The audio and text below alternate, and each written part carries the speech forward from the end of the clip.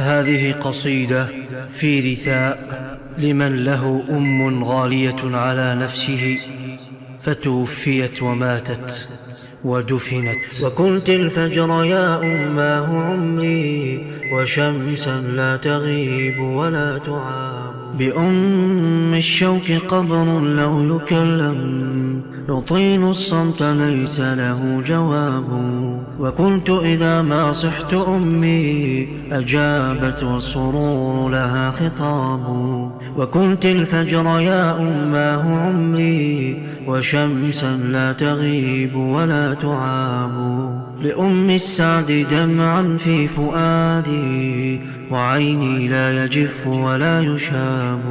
وكنت أظنها قلبا عظيما سيعجز أن يواريها التراب. فذي أم التي ربتني لحد تجاوره الجنادل والشعاب. بكيتك يا أماه وكنت قبلا أواسيك وقلبي به العذاب. ليسقيك الإله بصوب عفو وتهنيك الزيارة والمحاب.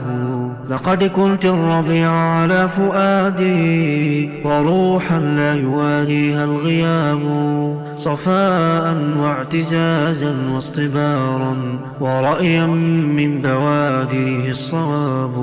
أيا رباه إن القلب أمسى تقطعه المشاعر والذهاب. فقلبي الأمس مسرور بأمي، وكاد اليوم من حزن يصاب.